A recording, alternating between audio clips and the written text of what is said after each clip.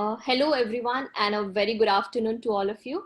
Hope you really had a good insights on various topics. So now in next 30 minutes, if there is something that I would like you to take away from this talk is understand what cloud native is, how is it different from monolithic architecture, how can Kubernetes help in testing cloud native apps, and what software testing is all about in cloud native applications. So if you have any questions during the talk, please put it in Q&A section. I will try to answer these questions at the end of the talk. So yes, let's get started. Let me know if you can see the screen.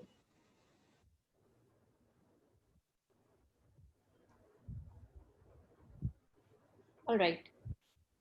Hope everyone can see my screen. Yes, Deepika, we are able to see and hear you properly. So we have been hearing this term quite very often, right? The cloud native is becoming a very buzzword. So, but what exactly is this cloud native? So in cloud native app is an approach to building and running applications which uses the cloud computing delivery model. It helps in running scalable applications. It is also now considered to be the future of app development. And moreover, these are the figures from Google. So just bear with me. So 28% of our applications are likely to be migrated to cloud native by 2022. And now with cloud native architecture being actively adopted for software development, we QAs should also start working towards this. So without a much ado, let's first understand the difference between monolithic architecture and cloud native architecture. Well, when we talk about monolith, we can now say that this is the traditional model of app development, where all the components are tightly coupled to each other. For a small functionality change, we need to redeploy the entire application, which would take a lot of time for the deployment process, hence becoming a tedious job even for the QAs to perform regression on the entire application. And because deployment takes a lot of time, most likely deployment is done once in 6 months. While on the other hand, cloud native is pretty much the opposite to monolithic architecture. Every component, as we can see in the diagram, these are called microservices or containers in cloud native. So in cloud native can have a various architecture. Here we have taken an example of a microservice architecture. So we can see that every component in cloud native is loosely coupled to each other and is independent to each other. These containers are then connected via cloud. Since every component is independent to each other, as we can see, it becomes easier to maintain and becomes a shared responsibility to manage. In cloud native, for a small functionality change, we just need to make changes to the existing component, unlike what we had for the monolith architecture, right? And deploy the same. And even the QAs can focus on the respective component. So in cloud native, it is always believed to release early and very often. And some major advantages of a cloud native app is its ability to scale. And I think tech folks would also love this, that it allows the freedom to choose the tech stack. And now that we know the difference between monolith and the cloud native architecture, let's understand how is testing defined in each architecture. So testing in monolith architecture, like we all know, is something that we do after a feature or functionality is developed and before it gets deployed to the production.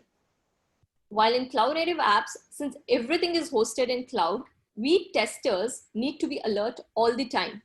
And as Teresa pointed in her talk already, that testing should be a continuous process, we need to test every stage of software development lifecycle, be it a small bug fix or a functionality change. And after every build, developers can push the changes to the cloud and we can test them immediately. Not only in the dev environment, we need to ensure that testing is done during the deployment and even after the product is released.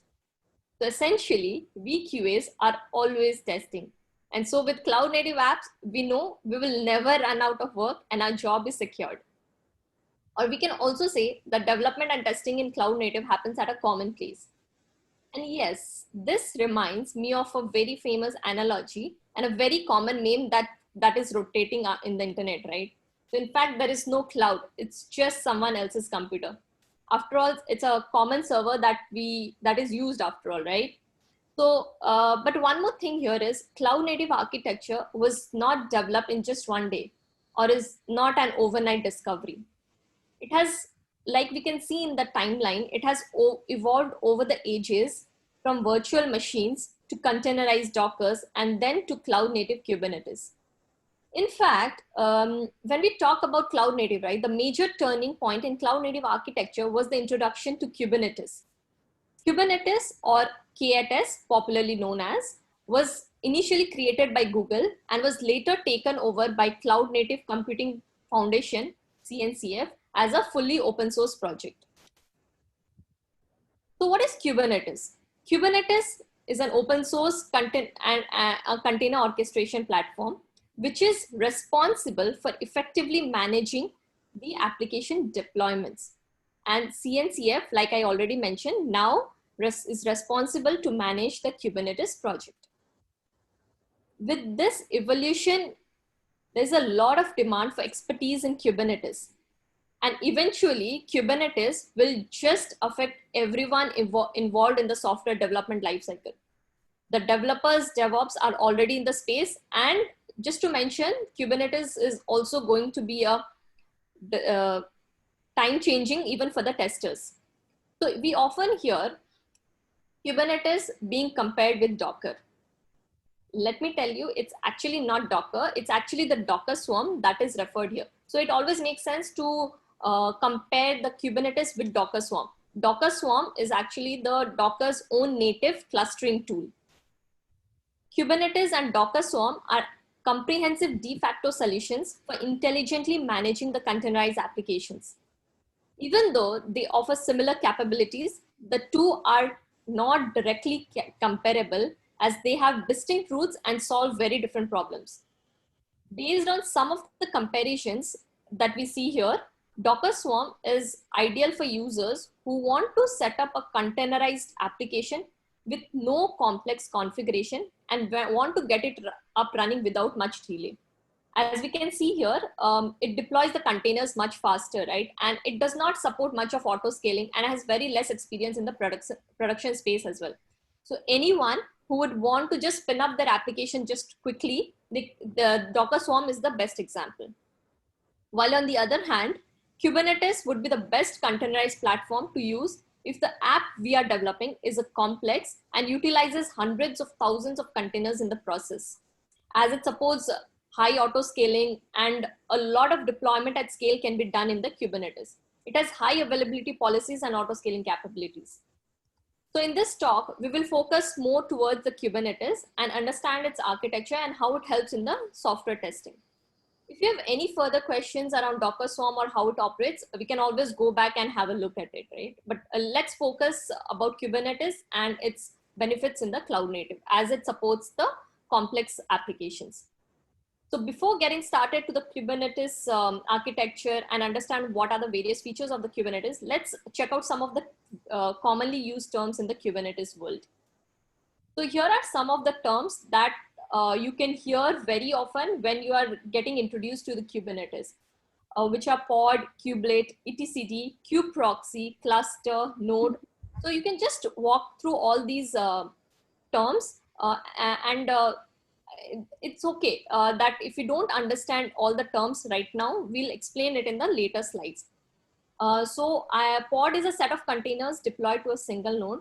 And I assume everyone understand what container is. For those who are new to this world, a container is a standard unit of software that packages up code and all its dependencies so that application runs quickly and reliably. And it is an independent component in a cloud native architecture. Similarly, kubelet is a container agent, which we will explain about etcd kubeproxy in the later slides. Cluster is a set of nodes and node is responsible to perform the task assigned by the controller. Similarly, we have the persistent volume. Persistent volume, it stores the data so that it can stay for a longer time frame. And service is a method to deploy the application in the network or in the internet. Similarly, the deployment ensures to automatically spin up the pod in case of any failures. So these are few of the terms that are widely used and you would hear them very often when working with Kubernetes. For your reference, I've tried to add as a one-liner explanation, which we can always go back and refer. So now coming to the Kubernetes architecture. So there are majorly three components in Kubernetes architecture: master node, worker node, etcd, also known as key value store, or a metadata service.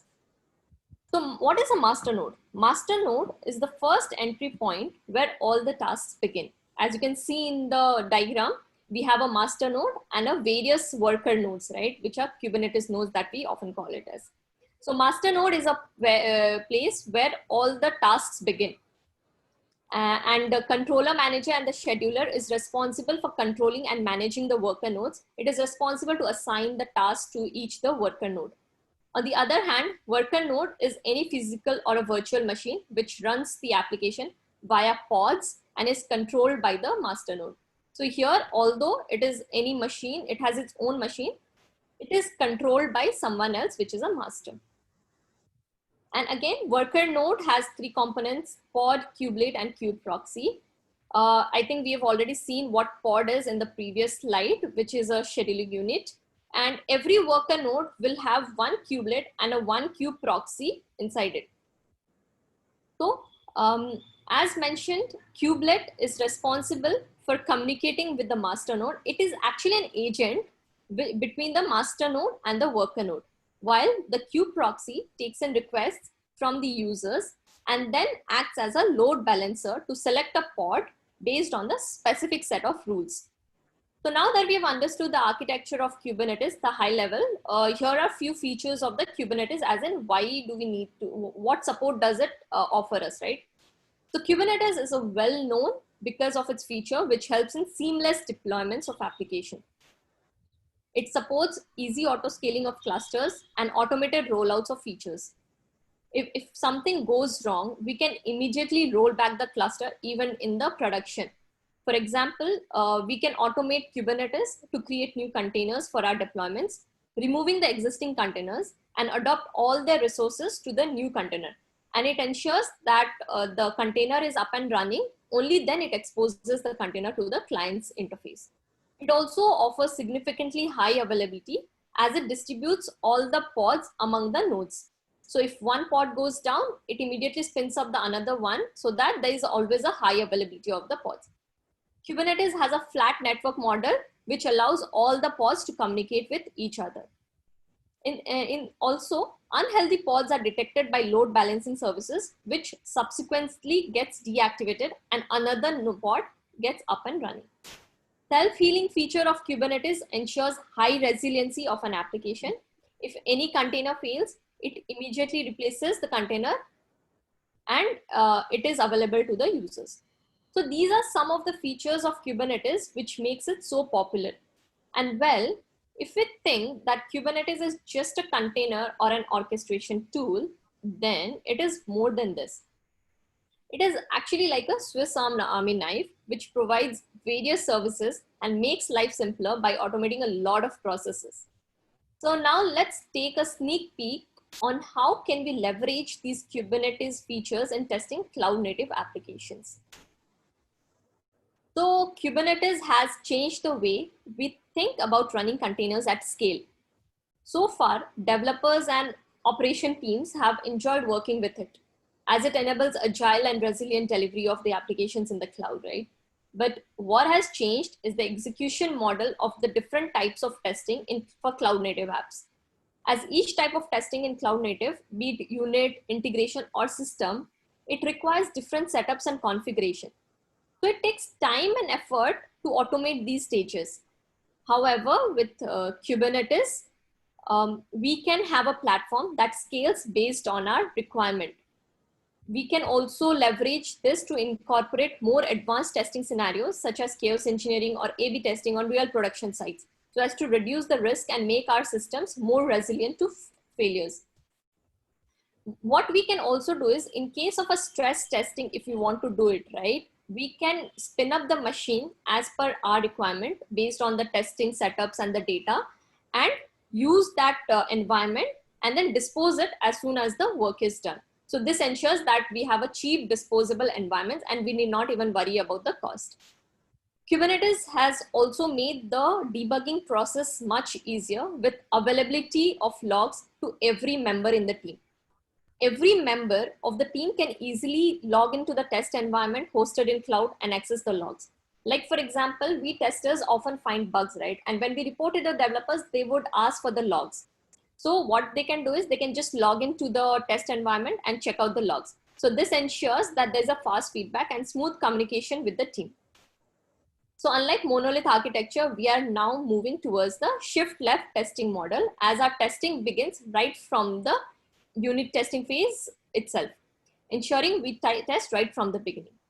And now, given that the industry is moving towards the cloud native architecture and shift left testing model, it now becomes crucial for every QAs to produce better test plan strategy.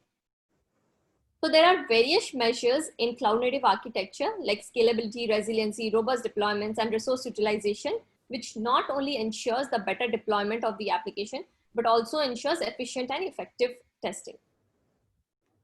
So scalability is nothing but is ability to scale the containers or pods based on the real-time requirements. Say for example, during big billion days or any sale on Flipkart, there's a sudden spike of the number of users, right? Even yesterday and day before we had this sale going on Amazon.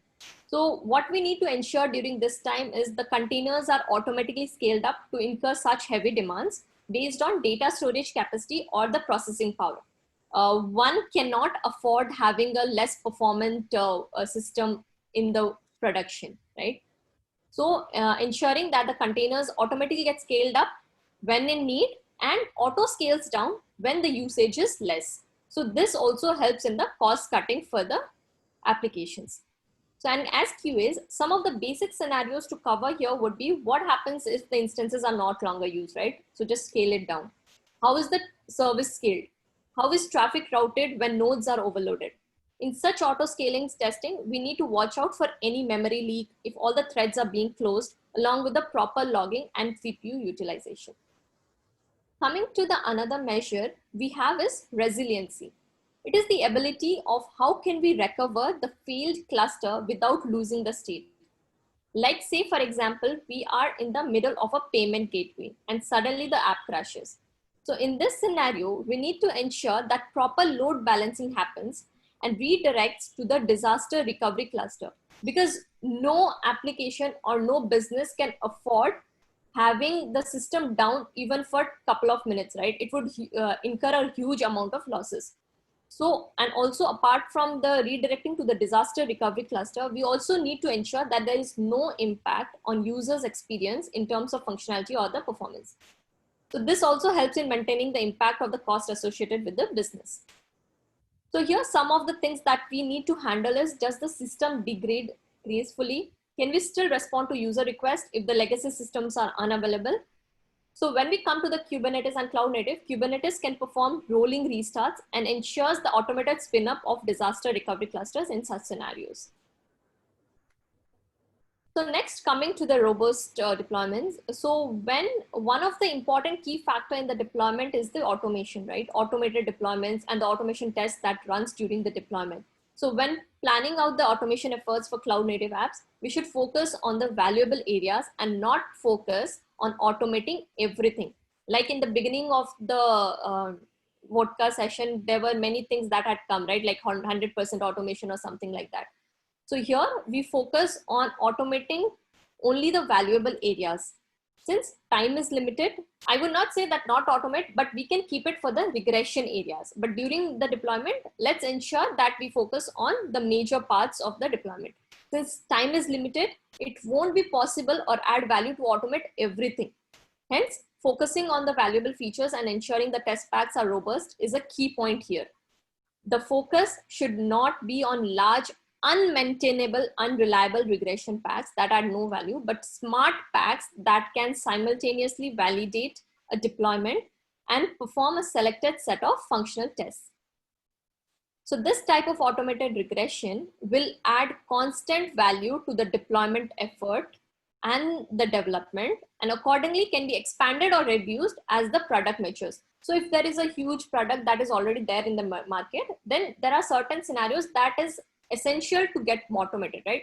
So as the product matures, we can always think of having it more or less depending on the need. So next, coming to the resource utilization. So in the traditional applications, operations team would manage the infrastructure resource allocations manually. While in cloud native applications, resources are utilized via a central orchestrating process that dynamically manages and schedules the containers. And since this is based on certain rules set by DevOps, we need to ensure the right balanced loads are maintained. Otherwise, it can result in low resource utilization or increase the response time for the tests. So this also reduces the cost associated with maintenance and the operations. So with while much of the functional aspects don't change too often in the cloud native application development, the cloud actually offers and sometimes requires very different ways to meet the non-functional requirements. Because when we develop the application, this is majorly focused towards the infrastructure level changes. So cloud native alongside offers a lot for testing in itself, and at the same time helps testing apps in a better way. So let's look at how cloud native helps in achieving end-to-end automation, A/B testing, performance, and the security testing. So A/B testing is nothing but releasing a version of the product to specific set of the users. So when we perform an A/B testing, what we do is we route a subset of the users to new functionality based on the routing rules, as we can see in the diagram as well. So one version is deployed to a certain set and the second version is deployed to the another set. And based on the result that we get captured, we take a decision on what can be rolled out to the production for all the users. So routing rules and also one factor that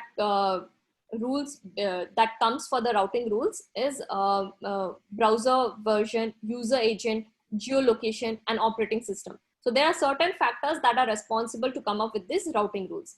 And after we have measured and compared the versions, we update the production environment with a version that has the better results.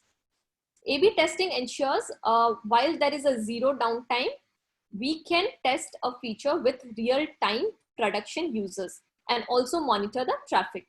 So VQAs also need to play a role here, especially while selecting the target audience, and run the test for a reasonable period of to reach the statistical significance of at least 95%. Otherwise, it would not have much of impact on the results. A few things that needs to be considered here while doing the A/B testing, and a few challenges that comes here are several factors can actually skew up the test results, including the false positives, biased samplings, or external factors such as maybe marketing promotions or the seasonality, right? So observability, which we will talk about it in the later slides, it can potentially be a challenge when we perform such testing. So when we run multiple A/B tests on overlapping traffic, the process of monitoring and troubleshoot can be difficult. To put it in a simpler terms, let's take an example. Say we test a product page A versus product page B. It can be a search, right? Or checkout page C versus a checkout page D. So in this scenario, distributed tracing becomes an important measure to determine these metrics. So next is the performance testing. So performance testing in cloud native apps is a challenge here, because everything is hosted in clouds and we are all talking about scaling up the application to a huge amount, right? Huge storage, huge processing power. So performance testing becomes a lot of challenge and is very important as well. There is actually a fundamental shift of approach while we do a performance test in the cloud native application. For monolith applications, we have always been hitting the URLs to do the performance testing. But for cloud native apps which are hosted in cloud with various containers, instead of hitting the URLs, we would also now look at the cluster and the container performance. So we are now moving towards from the URL approach to the container based performance. I would not say that we do not hit the URLs, but something that we need to consider in cloud native application is the performance of the containers as well, which is the core of this architecture, right? So we need to see that how much time does the container take for the request or the response time rather than just looking at the end point, because eventually when the users request for any functionality or hits an API, it would redirect to one of the nodes based on the load balancing rules. And moreover, with load balancer in between, while doing the performance test, we need to ensure the right balancing of request is sent to various nodes based on the configuration or the rules that have been set for the load balancer. Also, we need to have a very good system monitoring tools. Although everything is automated here, we still need to observe the logs and keep track of the container logs to ensure the troubleshooting and the tracing of the feature. One of the major challenges that we see here, and as something that as QAs, we should keep in mind while coming up with the test strategy, is the test data preparations, or what data or what size of the data is being used for performing the performance testing. As in, what kind of data are we sending it to the nodes or the containers, because the containers and the nodes are all configured, right? It can have a different requirements. Every node can be set up with a different configuration. So that we need to ensure that what kind of data is sent to a what kind of node with what configuration, and then analyzing the results accordingly based on both external and internal to the clusters. So next is the security testing. So security testing is again a key here, because everything is in cloud and most of the endpoints are exposed here. So something that we need to consider here is definitely the security testing, which is very much essential, as the data, it is all revolving around the data, right? So nowadays, all or most of our applications are hosted in the cloud, and since everything is hosted in cloud, it obviously becomes a challenge for cloud native application. And it is very crucial to have security testing because it might have some sensitive information or the sensitive data which is present, right? So the main objective of cloud-based security testing is to stop any threat or malware from accessing, stealing, or manipulating any of our private data. It identifies the threats in the system and measures its potential vulnerabilities. One advantage with cloud-based application security testing is that it can be applied to a larger application with low to medium risk, and even to application with a strict budget or time restrictions. Cloud-based application security testing gives the feasibility to host the security testing tools on the cloud for testing. So when I say that even for the application which has a limited budget or the time restriction, what we can do is we can just host these security testing tools directly in the cloud and then test the features. So with this process, tools on the cloud can test the applications.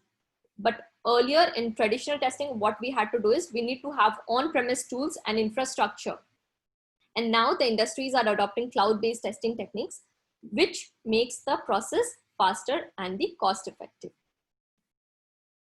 So the next, coming to the end-to-end test automation.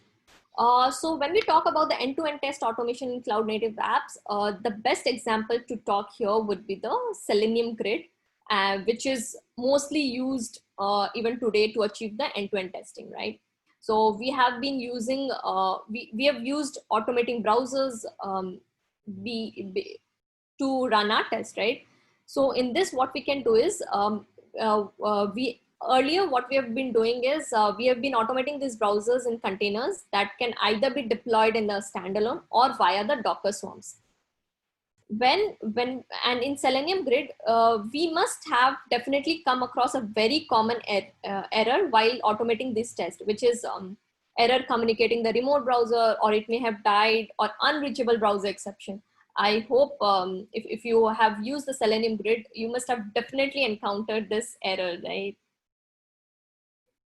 Yes. So in such case, what we can do is we can deploy the browsers in Kubernetes, which brings in all the advantages like self-healing, which is when a node or pod goes down, it can automatically spin up, like what we have talked earlier, right? And from a scalability perspective, with just one command called replicas, we can scale the number of browsers we need, which may not be the same in other technologies. And with Selenium 4, which is now trending a lot, we can also enable tracing capability to monitor the system. So when we talk about the tracing capabilities, tracing is one of the most important pillars for measuring the observability of an application along with logs and metrics. So what is this observability? We have talked about observability, right? So what is this observability? So as defined in the Wikipedia definition, it is a measure to determine the internal state of a system at any point in time using only the outputs or the external factors. So here is a simple sample project, the link for which is given here. You can always go back and refer to here. So this is to showcase how tracing capability in Selenium 4 can be integrated with Selenium Grid. We can see the tracing logs for the requests here and how it can be traced back. So for more information on this, you can always reach out to Manoj, who is one of our panelists. So Manoj is already as a panelist here. So in case if you have any questions, you can just go through, try this sample project, and then you can go forward. All right, I think we are just in time and we are also towards the end. And now with applications being upgraded towards cloud native apps, we QAs also need to upgrade ourselves. Testing has always helped us build applications that are more maintainable, debuggable, reliable, and performant, right? Which allows us to ship faster and with more confidence. But as applications have overcome and this has become more and more complex, new types of failure methods or new types of failure modes have been introduced, which are becoming more difficult to anticipate or troubleshoot. And especially with the industry being moving towards the cloud native apps, which brings in a lot of features in itself, right? So in order to efficiently detect, debug, and fix them, we as QAs it's time that we should also review how we can use our traditional testing techniques to embrace these new ones and apply them to all stages of the development life cycle. Because in this architecture, we need to ensure that we are testing at every phase, like we have already seen, right? We do it perform during the development, during the deployments, and even while it is already in the production. So at every instance of time, we have always been testing. And only then, once we ensure that we have made use of our techniques and then looking forward to new ways on how we can do it, and only then testing can return be the valuable ally as it once was in delivering the high quality software.